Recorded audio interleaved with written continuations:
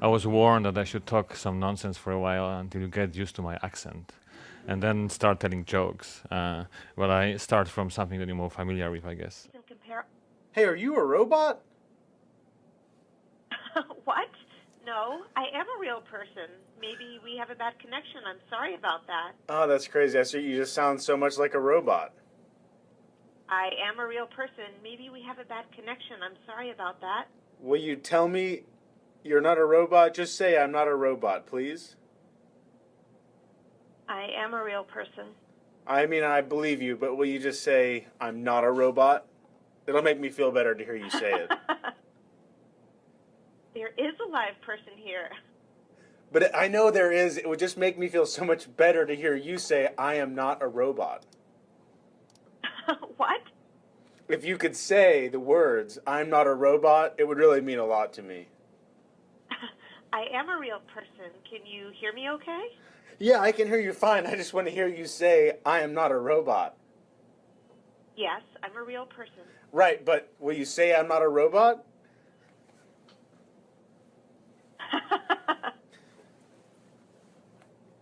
Health Enrollment Center?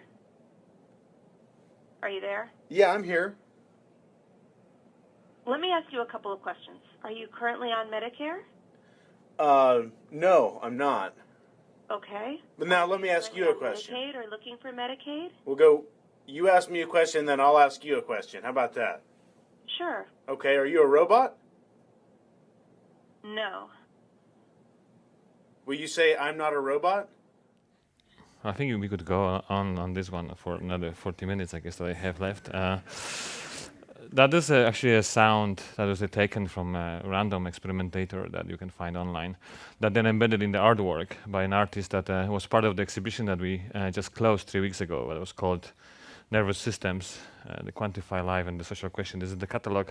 There won't be any question and answer, but if you want the catalog, you can come and ask me about the exhibition after the talk, and you may get it. But you have to ask me a question about the exhibition, obviously. So the wide room was a part of the exhibition that we did with House of the Cultures of the World. That was about larger kind of a view on what does it mean to live in a quantified society, what kind of social questions we should be asking nowadays, where we're living in this saturated with data environment. And one of our first assumption was that if you like it or not, as you are here all and myself, we are all in very strong ways techno-utopians. So whatever we say, however we think technology may be bad or data or information in different contexts, by the end of the day, this is how we end up our days. Looking at the screen and looking for how to make ourselves feel better or do something more interesting or how to get somewhere and talk to people and so forth. We did this exhibition and it was a massive success. There were 1,000 people coming and so forth. I'm just appropriating photographs from one of the computer makers. It's not the crowd that came to the exhibition. Majority of you own this brand here anyway, except for the black one. The black one is from Samsung, who is doing a counter action, promoting their own tools and devices and so forth. Nevertheless, we had about 12,000 people visiting the exhibition in these 8 weeks. So this talk mostly will be focusing on a part of the exhibition. I'm going to show you tons of video. I'm going to squeeze them in this 35 minutes right now. And it's going to be divided into 3 chapters. But before, I'm going to show you like 5 minutes of, you're going to see me on the screen, which is kind of embarrassing, documentation from what the wide room is. And you're going to see Stephanie Hanke, who is a co-curator together with me and Anselm Franke of the entire exhibition. But we also made a tactical tech. This wide room. So let's have a look at the video. And that also been organized within the context of there's no standard so far. 100 Years of Now, which is the kind of a series of exhibitions that talking about quantification, data, big data, and so forth. And now we're going to see us talking about the thing.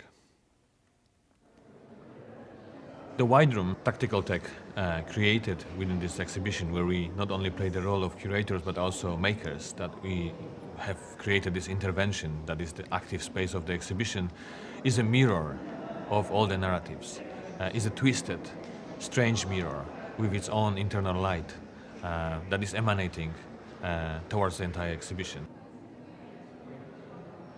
The White Room is a training and technology store with a twist. What you find here is products and technologies, but perhaps of a more unusual kind. When the White Room is open, there are ingenious workers here who, behind the bar, can help you explore the exhibits here and talk to you about data and data traces. And we have a series of workshops running throughout the exhibition, helping people with their data detox. In the White Room, we explore 4 different narratives. The first one is the narrative of opening the box. What and how we can do to look into the data that we generate and that we use whenever we do anything, when we use technology and our devices, from mobile phones to laptops and tablets. What is this data? How does it flow? Who have access to this data? And what can be done with it? Something to Hide is addressing the problem of why we often think that our data that we generate through our lives has no value, no meaning. So for we often say, I have nothing to hide. Unfitbit is a provocation, and it makes us think about the value of our data, like why and how are we willing to give away very detailed information about our living habits, but it also makes us think about the privacy of that data and how much we're sharing about very intimate routines and habits we have. The normal is boring table here is looking at this startup culture and this kind of uncompany vibe that is within Silicon Valley, and this culture of disruption from a different perspective.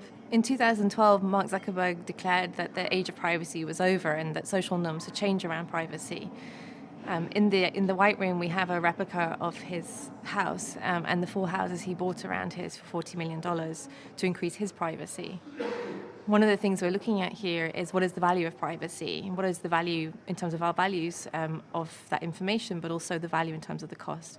And are we entering into a society where those with more money gain more privacy and those with less and who are willing to give away their data for free lose their privacy? Another example we have of quantification and the social question is a technology that's being developed now by a microchip company. It's funded by the Gates Foundation. And it's a chip that you can implant in a woman's body for 16 years to remotely control her fertility. And it's being developed by the Gates Foundation along with this company for its potential use in developing countries.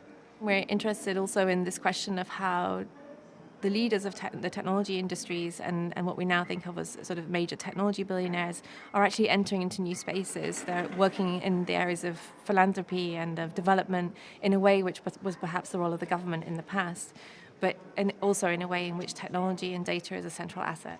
And lastly, the Big Mama table is looking at maybe twisting this narrative we often think of around the idea of Big Brother, of surveillance, something more sinister, but perhaps recasting the state in its collection of technology as a symptom of care and responsibility for people in society.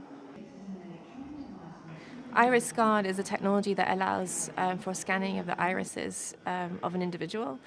In this case, it's been used by UNHCR, the United Nations High Commissioner for Refugees, to scan the irises of 1.6 million Syrian refugees to date.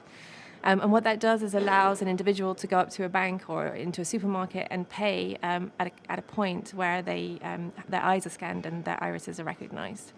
When you look at the company Iris Guard, what you see is that the advisory board members for Iris Guard are a mixture of a merchant banker, a former head of MI6, and also former national security advisor to the US president.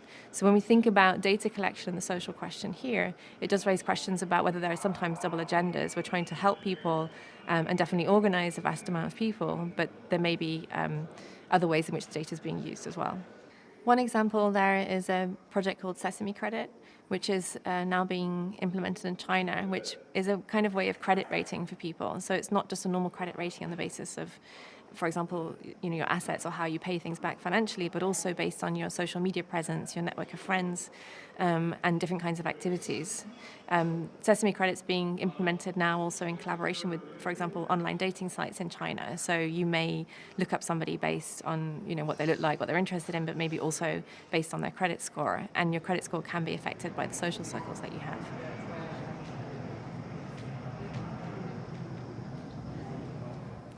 So you may be thinking that we are curators and kind of make big events and so forth. Actually, Tactical Tech is the organization that's been around for 14 years right now. And it's like, I don't know, 35 of us with the base in Berlin, also presence in India and so forth, all over the place. And we've been working on the kind of what is the value of information, what is the value of data, and why we talk about technology as a political asset. For us, technology is political. And we do it in different ways. So this talk is not about explaining to you what we do. It's more about referring to the content of this exhibition. So I'm going to unpack these themes of the exhibition with some funny, some creepy, and some strange examples, if you like. And kind of then address you as an audience here, people interested in design, but also in probably believing in things like ethics and so forth, to think differently about how you can participate in quantify society and what your contribution could be and how they could be different, if you like. So the first narrative, something to hide, is an interesting one, because whenever we talk about privacy and so forth, the first answer is, I have nothing to hide. So instead of saying I have something to hide, you hear I have nothing to hide. And so we were about to explore not hiding, because that's a boring subject that already kind of places you into a position that you are trying to, not say something, not show something, or not do something that you may be planning of doing, but rather about what is this data that has so much value and made so many billionaires, for us to be so easy with claiming that it is actually nothing. So why do we say so easily nothing into something? And we are looking at different projects and different things that are floating around the net and other places to look at what is it nowadays when you talk about data that has political value. Is this what we all think it always been, which is what we generate consciously, like we put a word on paper or into search engine and so forth, or we communicate, we generate some information, etc. Is that the data that has any value anymore? Or we rather talking about the infrastructure that is generating data for us, or we rather talking about metadata? So there are a few examples like this one where you can access very easily a network of baby monitors and other monitors and look at other people's interiors. Or shortly in January there was a search engine available that was looking at connected infrastructure, and that connected infrastructure was anything from power stations, somebody's Facebook pages, or somebody using a virtual machine. You could access the entire computer they were running and so forth. It disappeared very quickly. Well, what we're trying to address through this work that we do around something to hide, nothing to hide, and we use examples like Unfitbit and so forth to make it lighter subject and funny subject in a way that there is a potential possibility of obfuscation or hiding. Practically there isn't, because the current kind of idea about monitoring and gathering data is about metadata and about something that we have very little control over. And the illustration of the old way of thinking, I can use a short fragment of the film from Julian Previer.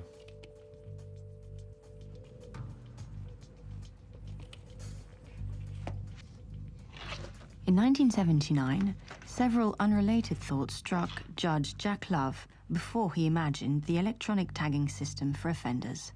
Libraries were using a system to ensure that books did not leave the premises unless they were checked out, and systems had recently been developed to localize animals electronically by means of tracking collars. The most important thought, however, according to Judge Love, came to him by chance while he was watching a Spider-Man cartoon. In this comic, the supervillain fixes an electronic device on the superhero's arm to track him. Nowadays, 250,000 of these tagging bracelets are in use at any one time in the USA, and they all come from a Spider-Man strip.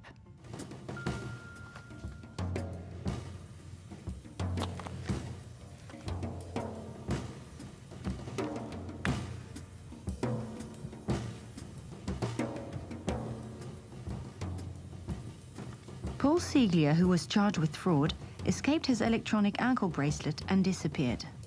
Paul Siegler had sued Mark Zuckerberg in 2010, claiming he was entitled to half of Facebook. Marshals forced their way into Siegler's house on Sunday after a pre-trial services officer was unable to contact him. While conducting a security sweep of the home, the task force officers observed a handmade mechanism connected to the ceiling from which Sieglia's GPS bracelet was hanging. The contraption appeared to have been designed with the purpose of keeping the bracelet in motion using a stick connected to a motor that would rotate or swing the bracelet continuously. So that was a fragment of Patterns of Life. I'm going to show you another fragment of this film that is available on Julian webpage. I was part of the larger exhibition that, again, you can talk to me later. So when you look at the old form of monitoring and gathering data, the reasons were basically true, I think. One was about selection, how you segregate and separate objects from one to another, how you say that this is criminal, this is not criminal, or racial recognition or whatever that was in the 19th and early 20th century important. And it was about understanding. So who is who, how they operate, and what you can do about them. And control, as you've seen in this film. This is a kind of a fragment of our work we do with the data brokers. We interview them anonymously and running a project now to kind of learn how their business is running, what they do, what they think is interesting, what they actually think about the data they gather and so forth. This is an example of geo-conquesting and an entire business of how we can gather more data about people and individuals without them even knowing about us doing so. And what's happening right now, we're moving from this kind of an old school way of gathering data and the reasons that we're doing that, and moving towards something that is much more complex and complicated, because the current need, I would say, is about prediction and attribution. So it's about what kind of characteristics we can attribute to somebody, and then on the basis of that predict their behavior, rather than understanding and separates one from another and so forth. This is an example of an Israeli company based in the US, actually called 3 Million Club, that had this fantastic idea that's been widely written about, to get investors' money to this whole process of delivering aid, where you can follow the money up until the end of the process when they are saving lives. But at the moment of saving lives, which this is not showing actually, they have people on the ground gathering data. And the whole model is that this data then that they gather through delivering aid is being monetized by selling it back to companies and then put back to the business, which is quite interesting business model for that. There are funny aspects of, what is the value of your data and so forth. We were observing Invisible Boyfriend. This is Invisible Boyfriend. Maybe you are on it. There's also Invisible Girlfriend. For $25, you can get 100 people, 100 mechanical Turks pretending to be a real person and actually asking you real questions, sending you flowers or for extra money, obviously, and so forth. We were running that for a month, and finally we left it. This is the warning we got, that we will break the mechanical Turk heart. But the problem was that actually the heart that was breaking was ours, because we thought actually nearly we're falling in love with that invisible boyfriend, if you like. The next narrative I want to talk about is the Big Mama narrative, which is Big Mama obviously is a word play with Big Brother. And I Love You All comes from one of the high officers of German secret services, the Eastern German secret services, who nearly in tears while explaining why they were designing this sophisticated system of surveillance. He basically explained, because I care, because I love you. And that sounds kind of funny, but we are kind of seeking for a history of where that started, what happened that we were using quantification to kind of understand ourselves and then improve our lives, if you like. And what I'm playing you in the background, I'm going to put the music on when the orchestra starts playing in a second. It's an interesting project from 1939. It started is a mass observation project or movement that started in the UK after the abdication of the king and so forth. There was a anthropologist, filmmaker, whose film we're watching, Jennings was his name. And they had an idea that by then they knew very little about the society. And they were very dissatisfied that the mainstream media were not really showing and telling enough about what the nation, what our people are feeling and thinking about what's going on in the political life and so forth. So they created this system of about 500 untrained volunteer observers who they were sending around the country, and you're going to see in the following footage and so forth. They were trying to capture people doing things that are irrelevant, when they were, doing nothing, playing games, playing music, drinking beer, or engaging in other social activities that up until this point had no value for data gatherers. And then we were following that, how you can get from there, from this naive kind of romantic belief that is driven by the same principle, which is if I only knew all of it, then I would be able to save all the problems that these people and us can have and so forth. And then that leads to these systems that we're observing right now, which is now owned by Thomson Reuters Risk Management Solutions. This is just part of their video, corporate video. Here you can also watch this very interesting institution called Aladdin does global finances, and they have a very similar system in place that in this case they're looking at content is in 60 languages, is 240 territories, is much more than UN countries and so forth. When they're looking at very complex data sets from different places, the commercial, public, and so forth.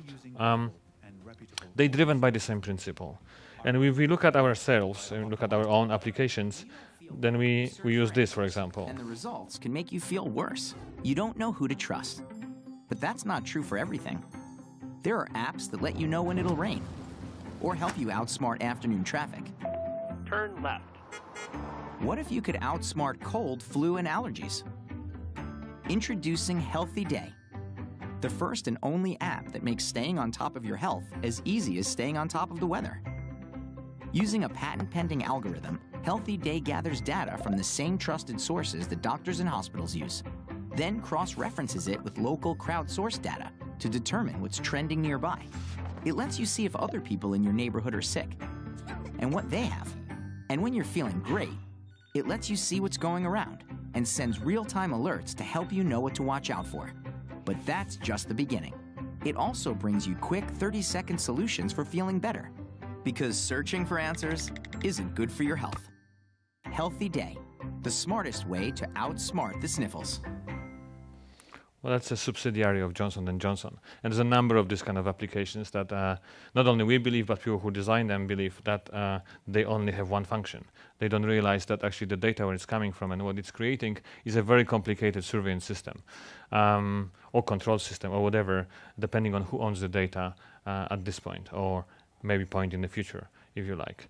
The next example I want to show you is something that is very interesting, because it's not all vicious and negative and so forth. So this is a venture to Singapore, and this is again commercial video from a system called RAHS. It's very bad quality, but they produce it this quality. So I'm going to show you that they not allowed us to show it at the exhibition. However, it's online, you can watch it.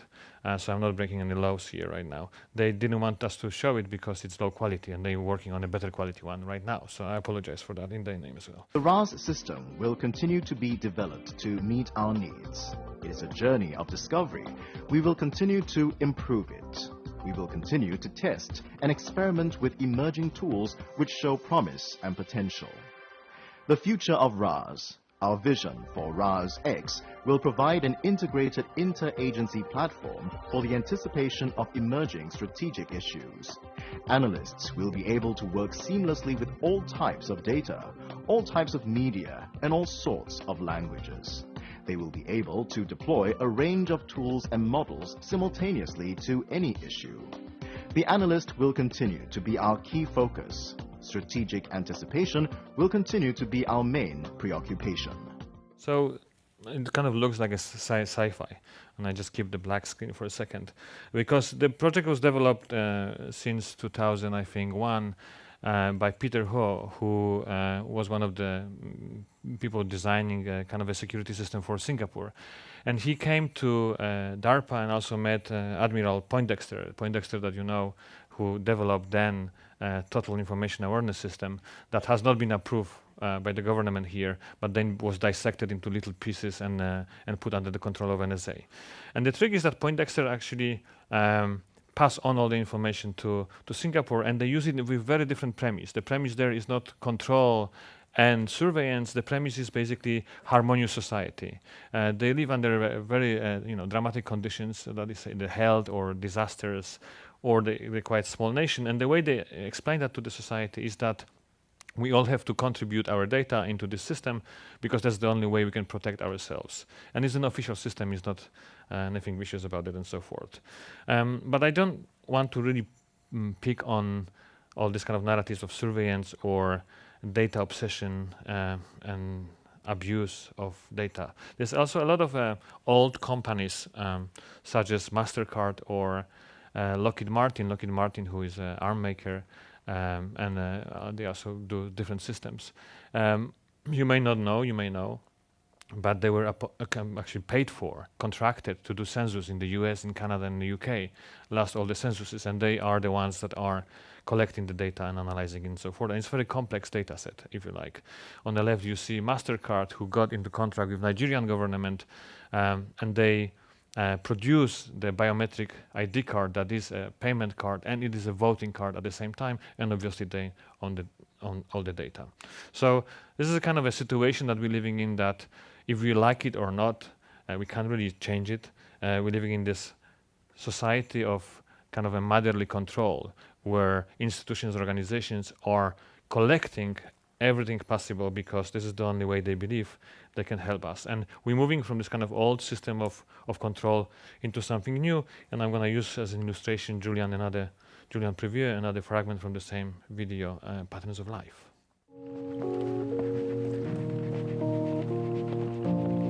It's like looking in a global ocean for an object that may or may not be a fish.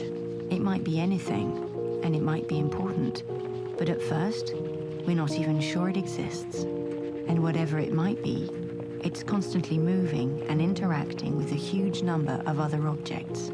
These objects might make up an organized school of fish, or they might not be related at all.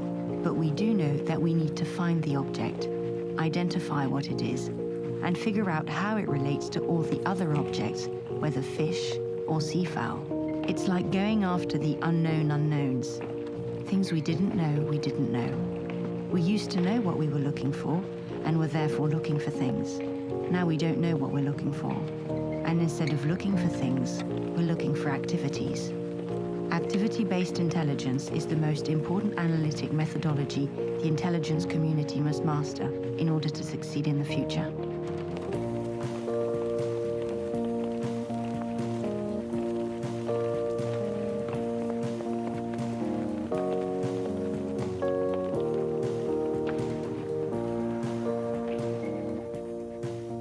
So this entire piece by Julian Preview is based on a very interesting text by Greg